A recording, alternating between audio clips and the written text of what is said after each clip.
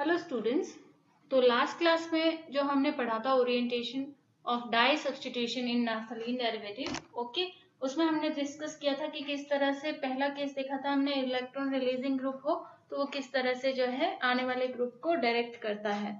Okay, अब उससे direct करने में भी दो तरह के फैक्टर्स यहाँ पे इंपॉर्टेंट रोल प्ले करते हैं। दो तरह के इलेक्ट्रॉनिक इफेक्ट्स जो है यहाँ पे इंपॉर्टेंट रोल प्ले करते हैं। पहला तो होता है इंडक्टिव इफेक्ट, ठीक है, पहला क्या होता है इंडक्टिव इफेक्ट, दूसरा होता है रेजोनेंस इफेक्ट, ठीक है।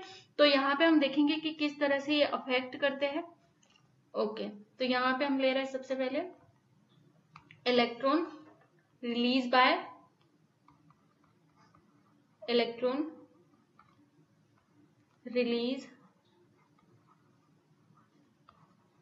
बाय इंडक्टिव इफेक्ट, ठीक है। एक तो है कि इलेक्ट्रॉन जो रिलीज होने हैं वो किसके थ्रू हो, इंडक्टिव इफेक्ट के थ्रू। जैसे कि यहाँ पे ये है, यहाँ पे इलेक्ट्रॉन रिलीज होने, इस कार्बोकेटायन को इलेक्ट्रॉन मिलने हैं यहाँ पे, तो वो किसके थ्रू होगा, इंडक्टिव इफेक्ट के थ्रू हो। पहला केस तो ये है। दूसरा केस है कि वो रेजोनेंस के थ्रू हो, उसमें भी देखेंगे किस तरह से होता है। यहाँ पे ये हम लेते हैं OH ग्रुप, जैसे कि ये रिलीजिंग ग्रुप है यहाँ पे। अगर इस ग्रुप की जगह मैं क्या लिख दूं,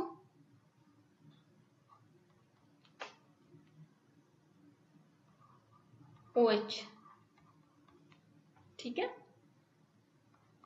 ये मान लो यहाँ पे अटैक हुआ था, ठीक है, तो यहाँ पे आपका प्लस चार्ज था, तो इंडक्टिव इफेक्ट जब आप दर्शाते हैं, ठीक है, तो आप क्या दर्शाते हैं, इस पर भी प्लस चार्ज दर्शाते हैं कि इस तरीके से यहाँ पे अटैक होता है। ये प्लस प्लस चार्ज, हालांकि ये ज्यादा स्टेबल नहीं होता है, ठीक है, पर यहाँ पे जो है इस तरीके से इंडक्टिव इफेक्ट दिया जाता है। ये तो कब, जब फोर्थ पोजीशन पे अटैक हुआ हो। अगर सेकेंड पोजीशन पे अटैक हुआ हो तो भी कुछ इसी तरीके का जो है वो आपको देखने को मिलता है। क्योंकि इंडक्टिव इफेक्ट में बेसिकली होता है क्या, आप इंडक्टिव इफेक्ट पढ़े होंगे, ठीक है, क्या होता है, बॉन्ड के थ्रू, वो भी क्या, सिंगल बॉन्ड के थ्रू इलेक्ट्रॉन को जो है वो रिलीज या फिर विड्रॉ होते हैं, सिंगल बॉन्ड के थ्रू। ओके, तो यहाँ पे भी इस तरीके से, अब इसको जरूरत थी, ठीक है, तो इसने, इसके पास इलेक्ट्रॉन थे, इसने जो है इंडक्टिव इफेक्ट के थ्रू इस पॉजिटिव चार्ज को इलेक्ट्रॉन दिए। पहला केस तो ये है कि इंडक्टिव इफेक्ट के थ्रू हम जाए, तो वो देखेंगे। सेकेंड में क्या होता है, सेकेंड केस देखते हैं, अरे कहाँ गया, resonance, electron release by resonance, electron released by resonance. Okay, ये देखते हैं कि अगर रेजोनेंस के थ्रू इलेक्ट्रॉन रिलीज होने हैं तो वो किस तरीके से होंगे। जब फोर्थ और सेकेंड नंबर पोजीशन पे अटैक हुआ हो इलेक्ट्रोफाइल का, और इलेक्ट्रॉन रिलीजिंग ग्रुप अब भी क्या हो, OH, तब OH पे जो ये इस तरीके से लोन पेयर प्रेजेंट होते हैं, वो बेसिकली ये इसको दे देता है, ताकि यहाँ पे जो प्लस चार्ज है वो उसके जो है वो स्टेबलाइज हो सके, ठीक है। तो ये इलेक्ट्रॉन दे देगा तो यहाँ से तो प्लस चार्ज हट ही जाएगा। ओके, चलो सेकेंड में जो सेकेंड होता है उसमें किस तरह से होता है, सेकेंड पोजीशन पे अगर अटैक हुआ है तो ये होता है, सेम ही है, यहाँ पे भी जो कार्बन पे पॉजिटिव चार्ज था वो तो चला जाएगा, और ऑक्सीजन पे जो यहाँ पॉजिटिव चार्ज है वो लग जाता है, राइट। तो इस तरीके से यहाँ पे अटैक होता है और स्टेबलाइज हो जाता है हमारा कार्बोकेटायन। ओके, अब जो ये फर्स्ट और फोर्थ पोजीशन है इस पे तो हुआ, याद रखना कभी भी थर्ड नंबर पोजीशन पे अटैक नहीं होता। क्यों नहीं होता, क्योंकि थर्ड नंबर पोजीशन पे ऐसी कोई कंडीशन जो है वो जनरेट नहीं होती है, ठीक है। ये कोई कंडीशन यहाँ पे आपको नहीं मिलती, ऐसी कोई स्ट्रक्चर देखने को नहीं मिलती, उस स्ट्रक्चर का कोई कंट्रीब्यूशन नहीं होता है। ठीक है, तो यहाँ पे अगर आप लिखना चाहें एक लाइन में तो लिख सकते हैं कि similar contribution, similar contributing structures are not possible if the electrophile attack, if the electrophilic attack were to occur at position 3। ठीक है, अगर पोजीशन 3 पे अटैक हुआ होता तो इस तरह की कंट्रीब्यूटिंग स्ट्रक्चर्स जो है वो आपको देखने को नहीं मिलती रेजोनेंस के थ्रू या फिर इंडक्टिव इफेक्ट के थ्रू। तो हम कह सकते हैं कि आसान नहीं होता है थर्ड नंबर पोजीशन पे अटैक करवाना जब कोई रिलीजिंग ग्रुप लगा हुआ हो। ओके, एक एग्जांपल ले लेते हैं यहाँ पे। जब OH दिया हुआ हो आपको तो आने वाला जो सब्स्टिट्यूएंट है या फिर जो न्यू ग्रुप है, अपकमिंग ग्रुप है, वो लगेगा कहाँ, सेकेंड या फोर्थ पे, राइट। ये रिएक्शन है, NaOH की प्रेजेंस में करवाते हैं। pH रखते हैं हम यहाँ पे 9 to 10, pH यहाँ पे रखते हैं 9 to 10 और टेम्परेचर रखते हैं हम लो टेम्परेचर रखते हैं। ठीक है, ये आपका डायअजोनियम सॉल्ट। ये जो छोटी छोटी रिएक्शंस है ना, ये बिल्कुल आपको एग्जाम में याद करके जाना है। ये रिएक्शन दे देंगे आपको एग्जाम में।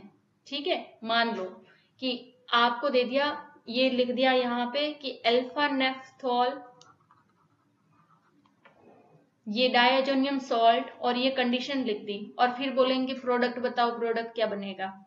ठीक है, तो इसलिए आपको जितनी भी छोटी छोटी रिएक्शन आपके सिलेबस के हिसाब से जिस टॉपिक के अंदर आती है आपको वो पढ़नी है, राइट। और अगर अच्छे से समझे हुए हैं कंसेप्ट तो भूल भी जाओ तो आराम से जो है वहां पे अपना दिमाग लगा के भी प्रोडक्ट बना सकते हो, अगर आपको डिटेल में सब कुछ पता है तो, राइट। तो ये कहाँ लगेगा, पैरा पोजीशन पे लगेगा।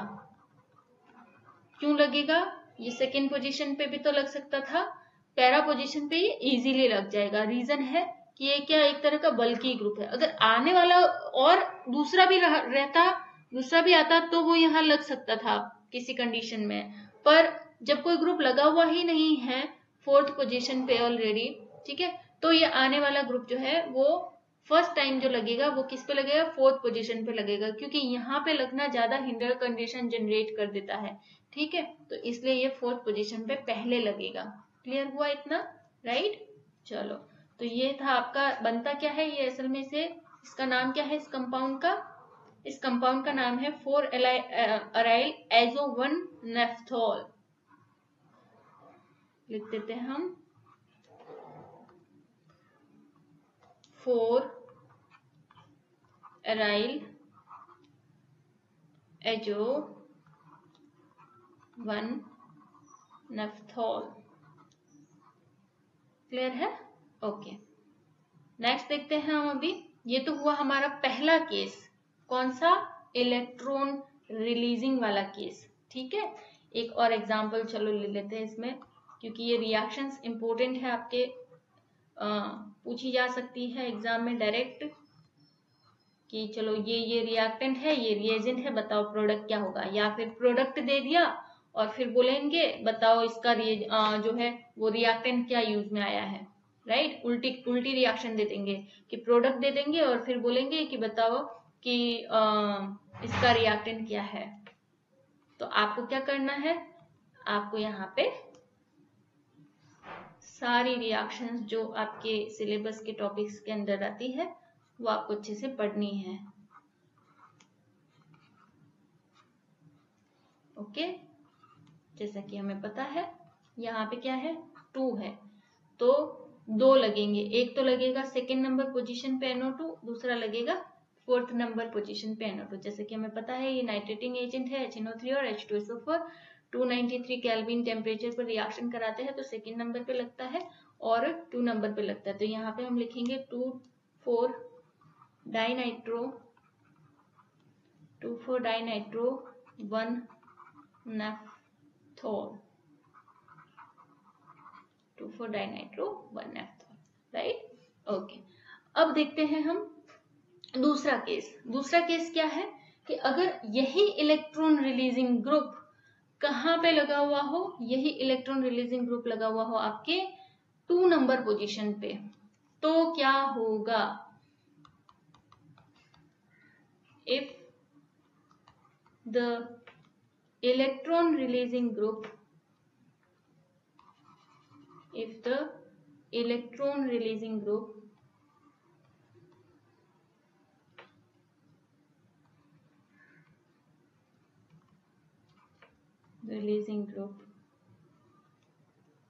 is present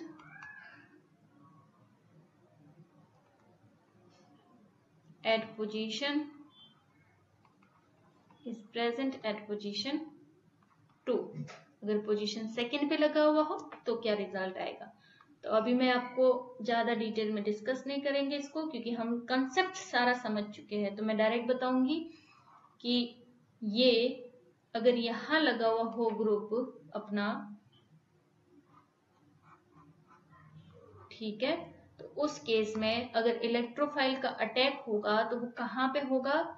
वो आपका होगा इलेक्ट्रोफाइल का अटैक, एक तो होगा इस पे फर्स्ट नंबर पोजीशन पे, जिसकी वजह से जो ग्रुप जुड़ा हुआ है उस कार्बन पे जो है वो क्या आ जाएगा? प्लस चार्ज आ जाएगा। तो ये भी एक तरह से फेवरेबल कंडीशन हो गई, क्योंकि यहाँ पे ही प्लस चार्ज आया है और ये प्लस जो है ये केटायन जो है स्टेबलाइज हो रहा है इस इलेक्ट्रॉन रिलीजिंग ग्रुप की वजह से, तो ये मोर स्टेबल है, मोर स्टेबल, ठीक है, मोर स्टेबल। इसके बाद और कहां पे अटैक हो सकता है? और हो सकता है इसकी 3rd नंबर पोजीशन पे, यहाँ पे। और जब 3rd नंबर पोजीशन पे होता है तो जो आपकी स्ट्रक्चर बनती है उसमें एक स्ट्रक्चर ये बनती है कि इस यहाँ पे आपके आ जाए प्लस चार्ज और यहाँ पे अटैक हुआ है और यहाँ पे आ जाए प्लस चार्ज, राइट। तो उस कंडीशन में आप बना के देखना अपनी बुक में, अपनी नोटबुक में, ठीक है।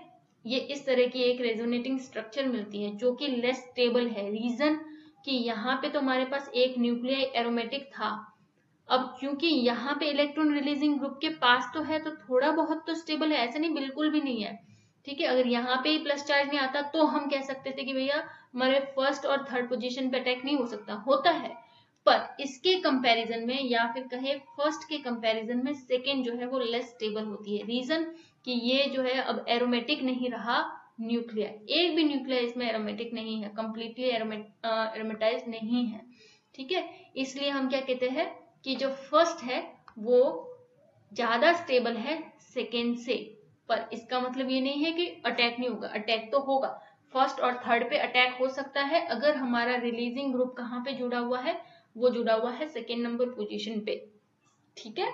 ओके, तो अब ये हुई बात यहाँ पे। अब यहाँ पे आप नोटिस करेंगे कि जब अगर सेकेंड नंबर ग्रुप पे जुड़ा हुआ है इलेक्ट्रॉन रिलीजिंग ग्रुप, तो 4th नंबर पे इलेक्ट्रोफाइल अटैक करता ही नहीं है, 4th नंबर पे इलेक्ट्रोफाइल अटैक करता ही नहीं है, ठीक है।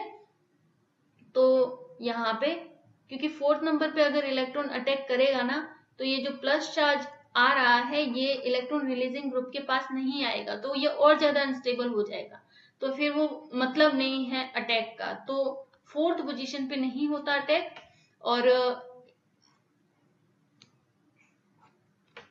1 और 3rd पोजीशन पे ही अटैक होता है, ठीक है। ये हमारा लेस स्टेबल बट अटैक होगा, ठीक है। ओके, नाउ थोड़ी लैंग्वेज लिख ले इसमें ताकि आपको इजी रहे पढ़ने में, राइट। तो पॉजिटिव चार्ज जो है वो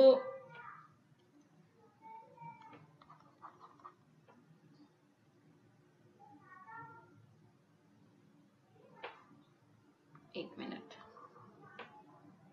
ये लिख लेते हैं हम, electrophile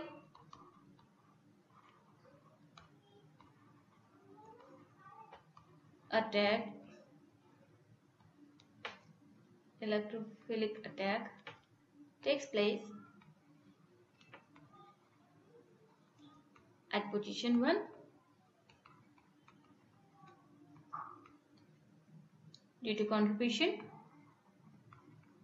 due to contribution from highly stable structure like highly stable structure। इसका ना मैं नंबरिंग यहाँ पे कर देती हूँ, फर्स्ट सेकंड थर्ड फोर्थ ये हुआ, और इसका numbering okay, first second third fourth, इसको दे दो फर्स्ट, इसको दे दो सेकंड, ठीक है। फिर इसको दे देते हैं हम थर्ड, इसको दे देते हैं फोर्थ, क्लियर। तो highly stable structure like first, ठीक है। यहाँ पे जो आपको थर्ड नंबर स्ट्रक्चर मिलती है वो हाईली स्टेबल होती है, जैसे कि ये वाली स्ट्रक्चर है, फर्स्ट स्ट्रक्चर जो है हाईली स्टेबल है, उसी तरीके से जो वो स्ट्रक्चर थी वो भी स्टेबल होती है, क्योंकि यहाँ पे भी एक न्यूक्लियाई है और यहाँ पे क्या है हमारे पास एक पॉजिटिव चार्ज है जहां से इलेक्ट्रॉन रिलीजिंग ग्रुप जुड़ा हुआ है। तो इलेक्ट्रोफिलिक अटैक जो है वो फर्स्ट पोजीशन पे होता है जब ये सेकेंड नंबर पे जुड़ा हुआ हो। रीजन क्या है उसका, क्योंकि एक ऐसी हाईली स्टेबल स्ट्रक्चर मिलती है, बिल्कुल स्ट्रक्चर फर्स्ट के जैसे स्ट्रक्चर मिलती है, वो कंट्रीब्यूट करती है यहाँ पे। क्लियर है इतना, ठीक है, ओके। नाउ अब देखते हैं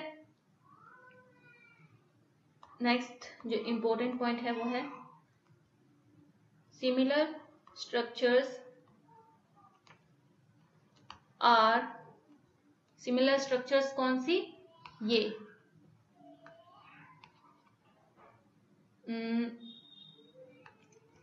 थर्ड और ये fourth. Similar structures are not possible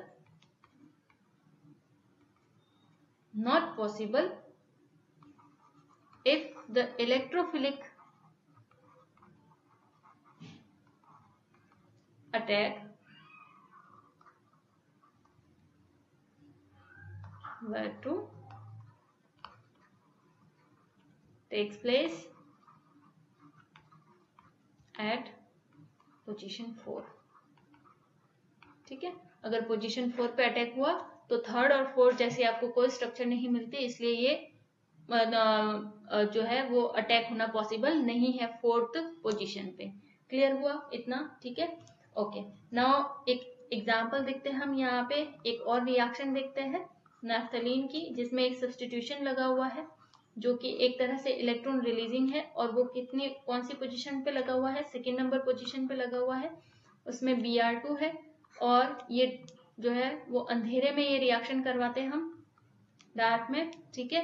तो ये Br2 जाके कहाँ लगता है, ये Br2 जाके सीधा फर्स्ट नंबर पोजीशन पे लग जाता है, Br2 जाके सीधा फर्स्ट नंबर पोजीशन पे लग जाता है, ठीक है। अब ये आप कहे कि ये फर्स्ट पे ही क्यों लगा, ये थर्ड पे भी तो लग सकता था, बिल्कुल लग सकता है। अगर Br2 की मात्रा ज्यादा है तो बिल्कुल ये दूसरा प्रोडक्ट पे बनाएगा जिसमें ये थर्ड पे लगा हुआ होगा, बट क्योंकि ये Br2 की जो है कंसंट्रेशन कम होगी तो ये सीधा जाके फर्स्ट पे ही लगेगा, क्योंकि फर्स्ट जो है वो फोर्थ से, ये जो है यहाँ पे फर्स्ट पोजीशन पे अटैक होना थर्ड पोजीशन पे अटैक होने से भी ज्यादा स्टेबल रेजोनेटिंग स्ट्रक्चर देता है, इसलिए ये फर्स्ट पे ही लगेगा अगर एक्सेस में नहीं दे रखा है Br2 तो।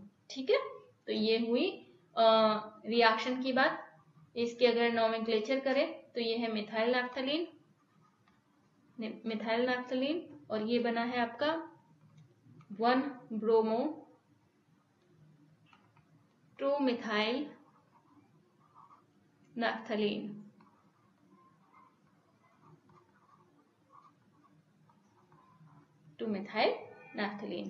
थर्ड देखते हैं हम यहाँ पे, थर्ड इलेक्ट्रॉन विड्रॉइंग और डीएक्टिवेटिंग ग्रुप। इलेक्ट्रॉन, अभी तक तो क्या पढ़ रहे थे हम, इलेक्ट्रॉन डोनेटिंग या रिलीजिंग ग्रुप पढ़ रहे थे। अब पढ़ रहे हैं इलेक्ट्रॉन विड्रॉइंग, जो इलेक्ट्रॉन को विड्रॉ कर लेते हैं, जो इलेक्ट्रॉन को अपनी तरफ खींचते हैं, या फिर एक तरीके से हिंदी में कहे तो इलेक्ट्रॉन आकर्षी ग्रुप, जो कि डीएक्टिवेटिंग ग्रुप भी होंगे, जैसे कि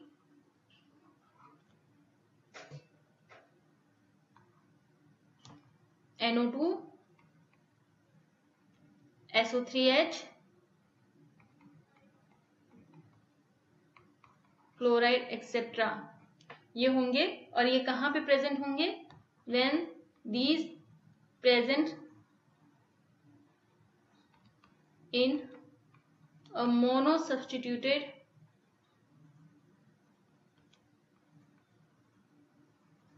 naphthalene, monosubstituted naphthalene, then generally further substitution जो होगा, generally it directs further substitution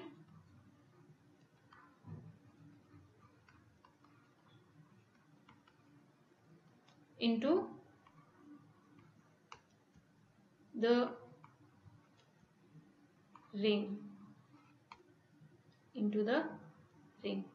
ठीक है, फर्दर सब्स्टिट्यूशन होगा वो रिंग में होगा। क्लियर हुआ इतना? ठीक है, तो चलो अब इसका देख लेते हैं कि अगर सब्स्टिट्यूशन किस किस पोजीशन पे होगा इन ग्रुप्स का, तो किस किस तरीके से आपको प्रोडक्ट्स मिल सकते हैं। ये बना दिया,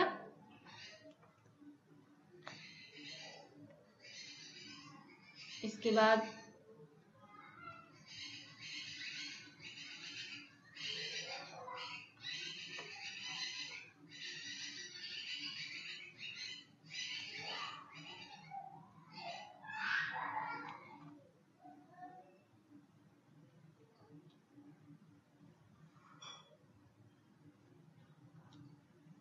ठीक है,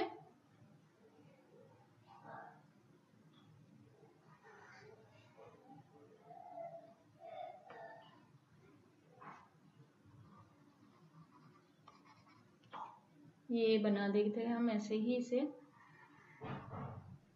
ओके, ये है हमारे सब्स्टिट्यूएंट्स। इसमें लिया हमने पोजीशंस इन मोनो सब्स्टिट्यूटेड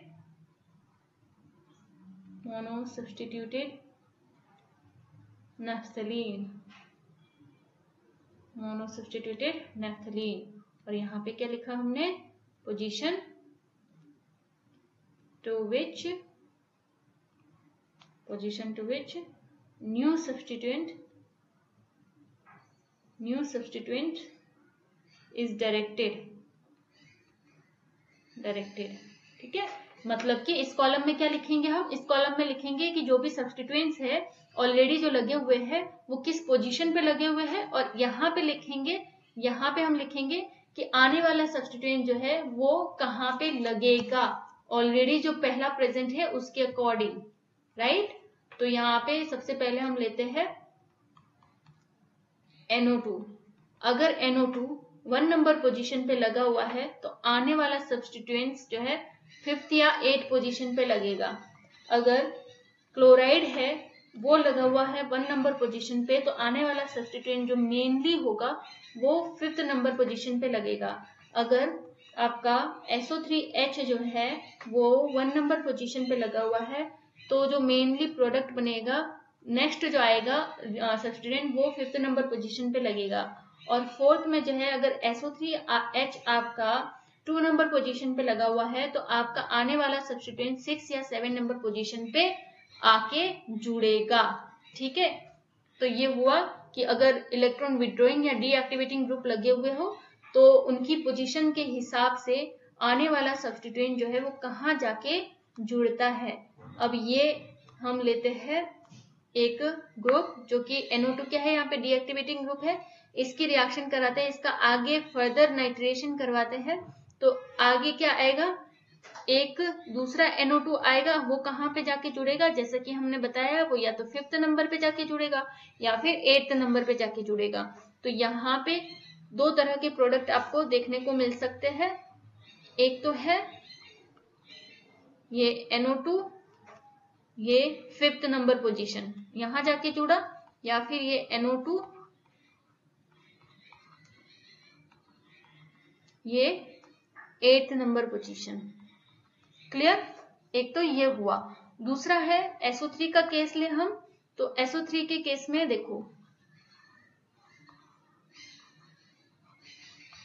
ये SO3 का केस, जब मैं इसका क्या करवाती हूँ, इसे लिखती हूँ यहाँ बीटा नंबर पोजीशन पे या फिर 2 पोजीशन पे। ठीक है, तो ये इसका आगे फर्दर सल्फोनेशन अगर कराए हम और 333 केल्विन, ठीक है 333 केल्विन टेम्परेचर पर रिएक्शन करवाए सेकेंड नंबर, तो ये कहाँ 6 या 7 पे जाके जुड़ता है। तो हम यहाँ पे देखते हैं कि ये 6th और 7th पे जाके किस तरह से जुड़ेगा। तो यहां से शुरू करते हैं।